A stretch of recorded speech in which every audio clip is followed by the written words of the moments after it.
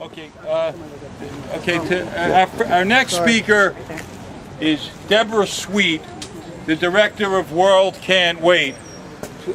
Please come close as you can to spare Debra's vocal cords. Oh, because she's so soft and mild-mannered. Oh yeah, she's a shrinking violet. You have to understand. Very shy.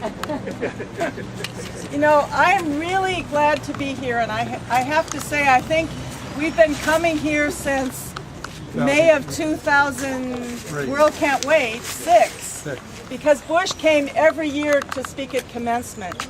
And it was maybe not easy, but we got a crowd because the whole world hated what Bush was doing. This is the first time that Barack Obama has been at commencement. And I thought it was very important to really try to get people to be here. Why? Who is he speaking to in a few minutes? He's speaking to the junior grade officers who are being sent to Afghanistan. Maybe not instantly. Some of them are going right away, and others will get there. Because there's this huge escalation going on. 25,000 troops more this summer. They had an offensive, if you remember, planned for June in Kandahar. What's happened with that? The whole thing is falling apart. This does not mean that they're pulling anybody out. They're going in with more vengeance. But it's very serious for the U.S. military right now. And we were talking in the car on the way up about what do we think that Obama's going to say. Of course, he'll do what every president does and sell his wars. But there's another level here. Here are the officers who are going to be on the front lines having to lead this utterly illegitimate occupation, this unjust, immoral killing of civilians. And even they admit this. Even General McChrystal says, look, we have a problem. We've been killing too many civilians. Let's stop the nighttime raids. And what do? Another nighttime raid last week. Civilians are killed. The family members of someone in the Afghan parliament are killed because they think the nighttime raiders are robbers and they come out with weapons. And they're killed as insurgents. This is exactly what's happening in this occupation. The same thing has happened in Iraq, which, by the way, is so not over. No one is leaving Iraq right now. In fact, they have the same problem there with not being able to send the combat troops home because they don't have stability. They have not thoroughly secured Iraq. None of this is in our interest, people.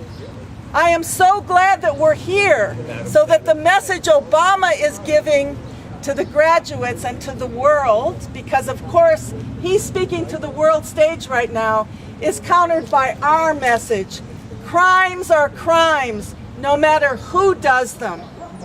Thank you. What were crimes against Bush are crimes under Obama, no matter what the intention is.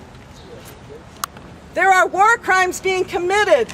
We talk about this ad that just ran in the New York Review of Books, signed by many people, and is running this week in The Nation, the next issue, challenging people to look at what happened with the Gardez massacre in Afghanistan, to look at what happened with the WikiLeaks video of the massacre of 12 civilians in Iraq. And to look at what happened when your president has identified a U.S. citizen as a target for assassination. Publicly. Not even George Bush ever did this. Publicly. What the hell is going on? This is a moment, and I have to take issue with my friend Ben Weiss. I do believe we can change the world. I believe we have to change the world. And I'm ready to work with anybody who wants to. How can we allow the current situation of this disastrous oil spill to be absorbed by the people? How can we allow this outrageous anti-immigrant bill in Arizona to stand and to spread? How can we allow the police murder of the 7-year-old child in Detroit not to be opposed? Some of our friends in World Can't Wait are at that funeral at this very moment in Detroit with thousands of people protesting this. And this is the kind of movement we need. Even if we don't have it in large numbers right now, this is our work, people. This is what we have to do. I hope you'll join and sign this ad in the Nation, donate money and let other people know about it. Because the world can't wait for us to take action. We're going to march over there and represent for all the people killed in Afghanistan and Iraq, the civilians and the military.